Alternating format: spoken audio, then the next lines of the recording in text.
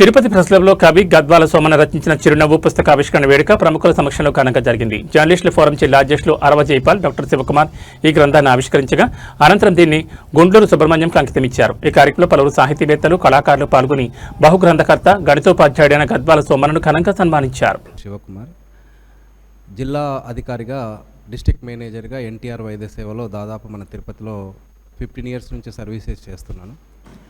So ముఖ్యంగా ఈ సభా ప్రాంగణానికి నన్ను పిలవడము ఆ తిరుమల వెంకటేశ్వర స్వామి అదృష్టంగా దేవుని పాదాల చెంత ఈ కార్యక్రమాన్ని మనం చేసుకోవడము ఎంతో గౌరవంగా భావిస్తున్నాను.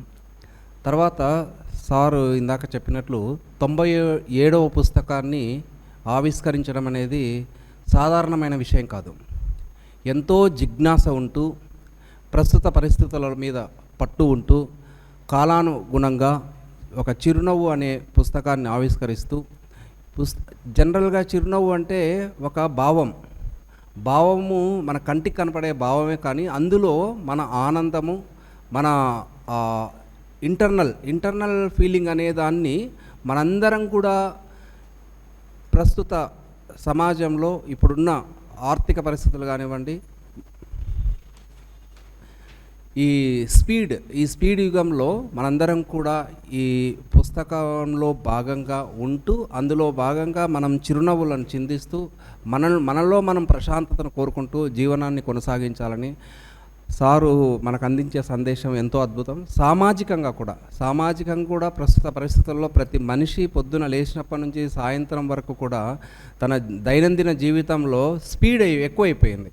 అంటే ఆర్థిక విషయాలు కానివ్వండి, పర్సనల్ విషయాలు కానివ్వండి, ఇందులో భాగంగా మనము మనకున్న సమయాన్ని మన కోసం మనం కేటాయించుకుంటూ ముందుకు వెళ్ళాలని ఒక సమాజానికి ఒక మెసేజ్ ఇస్తూ బుక్ రాయడం అనేది మనందరం చేసుకున్న అదృష్టము. అలానే స్వామివారి చెంత ఈరోజు ఈ పుస్తకావిష్కరణ చేయడము, అందులో నేను పాలు పంచుకోవడం అనేది నేను నా స్వామివారి ఆశీస్సులు అనుకుంటూ నాకు ఈ అవకాశాలు. ఆ పేరు సుబ్రహ్మణ్యం. ఈయన ఏపీఎస్ఆర్టీసీలో సేఫ్టీ డ్రైవింగ్ ఇన్స్ట్రక్టర్గా పనిచేస్తుంటాను. నేను ఎన్నో కవితలు రాస్తూ ఉంటాను. కవిత రాసే విషయంలో చిన్న డౌట్ వస్తే మా రచయితల సంఘంలో ఒక గ్రూప్ ఉంది, ఆ గ్రూప్లో సార్కి పనిచేసా. అప్పటి నుంచి మా బంధము ఎంతకంతేవో భగవంతుడు అంత అనేసి పెద్దగా ఎదిగింది. అట్లా రాస్తూ ఉంటే ఇంక నేను రాస్తే ఇట్లా పరిచయం.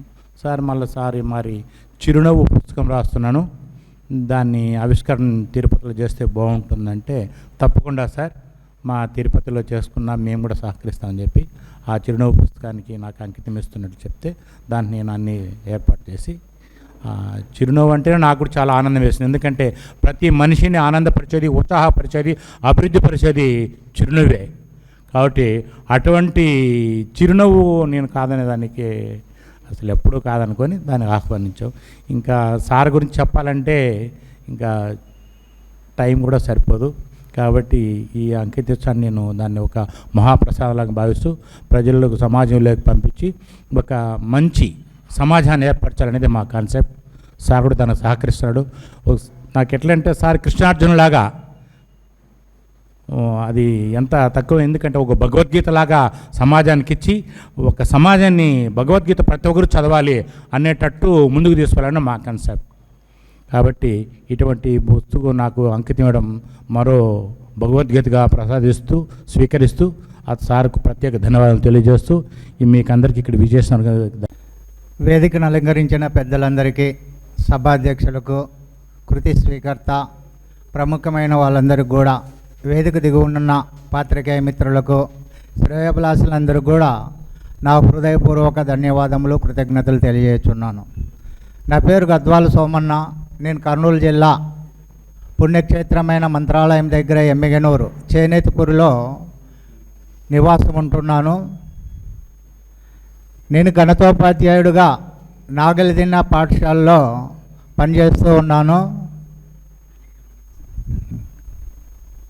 నేను హై స్కూల్ చదివే రోజుల్లో మా తెలుగు పండిట్ కీర్తిశేషులు ఈరన్న గారు, ఆయన ప్రోత్సాహంతో ఈ సాహిత్యంలోనికి వచ్చాను. 9వ తరగతి చదువుతున్న రోజుల్లోనే ఆయన ప్రభావంతో ఆంధ్ర భూమి పత్రికలో మానవతా విలువలు అనే ఒక ఆర్టికల్ రాసి ఆ పత్రిక పంపించడం చేత ఆ పత్రికలో ముద్రణ కావడము, నా తోటి విద్యార్థులు ఉపాధ్యాయులందరూ మెచ్చుకోవడం వల్ల నేను సాహిత్యంలో ఇంకా ముందుకు వెళ్ళాలని చెప్పి మా గురువుగారైన కీర్తిశేషులు ఈరన్న గారి సహకారంతో, ఆయన ప్రోత్సాహంతో ఆ హై స్కూల్ చదివే రోజుల్లోనే కథలు, చిన్న కవితలు, గేయాలు రాస్తూ ఉండేవాడిని. అవి రాసి ఆయనకు చూపిస్తూ ఉంటే, రే ఏదో ఒక రోజున నువ్వు చాలా సాహిత్యంలో ఒక స్థాయికి ఎదుగుతావని చెప్పారు.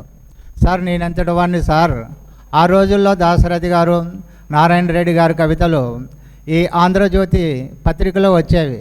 అవి చూసి సార్ నా రచనలు కూడా మరి అలాగ వస్తాయా సార్ అంటే, ఖచ్చితంగా వస్తాయి, కాకుంటే కొన్ని మెలకువలు పాటించాలి, సుదీర్ఘంగా పెద్దవిగా రాయొద్దు, 16 లైన్లు 20 లైన్లు తక్కువలో ఎక్కువ భావాన్ని చెప్తూ రాస్తే ఏ పత్రిక వాళ్ళైనా కూడా కళ్ళకు అద్దుకుని తీసుకుంటారని చెప్పారు.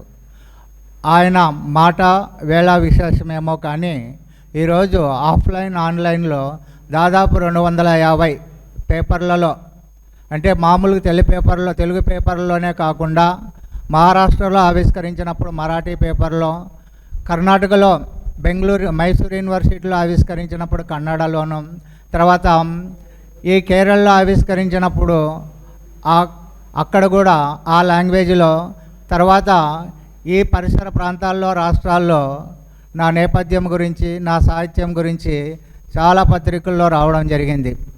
ఒక రకంగా చెప్పాలంటే ఈరోజు ప్రెస్ క్లబ్లో ఇక్కడ నా పుస్తక ఆవిష్కరణ 97వ పుస్తకం చిరునవ్వు ఆవిష్కరణ జరగడము, అందులో పత్రికా మిత్రుల మధ్య, పాత్రికేయుల మధ్య నా పుస్తకాన్ని ఆవిష్కరణ చేయడం చాలా సంతోషంగా ఉంది. ఈరోజు నేను ఈ స్థాయికి టెక్నాలజీ పరంగా నేను ముందుకెళ్ళడానికి ప్రధానమైన కారణం పాత్రికేయ మిత్రులే. మా దగ్గరున్న, మా జిల్లాలో ఉన్న, మా మండలంలో ఉన్న పాత్రికేయ మిత్రులే తమ కలము చేత నాకు బలం చేకూర్చి ఈనాడు అనేకమైన పత్రికల్లో అనేక మందికి నేను తెలియడానికి కారణం ప్రధానమైన వాళ్ళు పాత్రికేయ మిత్రులు. వాళ్ళందరికీ కూడా నా జీవితాంతం కృతజ్ఞతలు తెలుపుకుంటున్నాను. ఇకపోతే నేను సామాన్యమైన కుటుంబంలో జన్మించాను. మరి అక్షరాన్ని నమ్ముకుంటే వమ్ముకారు అనే సిద్ధాంతంతో నేను పిల్లల మధ్య ఉండడం వల్ల బాల సాహిత్యమే నేను చేపట్టడం జరిగింది. అందులో ఇప్పటి వరకు దాదాపు 100 పుస్తకాలు, 100వ పుస్తకానికి శతమానం భవతి అని పేరు పెట్టడం జరిగింది. ఇది త్వరలో రవీంద్ర భారతి హైదరాబాదులో ఆవిష్కరణ కూడా జరగబోతున్నది. ఇప్పుడైతే 99వ పుస్తకం ప్రసన్న వదనం అనేది త్వరలో విజయవాడలో కానీ హైదరాబాద్లో కూడా ఆవిష్కరణ చేయాలనుకుంటున్నాము. అవి రెండు కూడా. మళ్ళీ త్యాగరాయ గాన సభలో 99వ పుస్తకం ప్రసన్న వదనము అనే పుస్తకాన్ని ఆవిష్కరణ చేయాలనుకుంటున్నాము. మరి ఈ విధంగా ఆనాడు మా గురువులు, ఈ కీర్తిశేషులు ఈరన్న గారు అయితేనేమి, సాహితీ మిత్రులు అయితేనేమి, పరోక్షంగా ప్రత్యక్షంగా ఎందరో సహకరించారు. వారి సహకారంతో నేను ఇవాళ ఇన్ని పుస్తకాలు, ఒక్క బాల సాహిత్యంలో 100 పుస్తకాలు మైలురాయిలు దాటడం అన్నది అందరూ, నా తల్లిదండ్రులు, నా అన్నదమ్ములు, ఈ సాహితీ మిత్రులు అందరూ కూడా ప్రోత్సాహం వల్లనే నేను ఈ స్థాయికి వచ్చాను.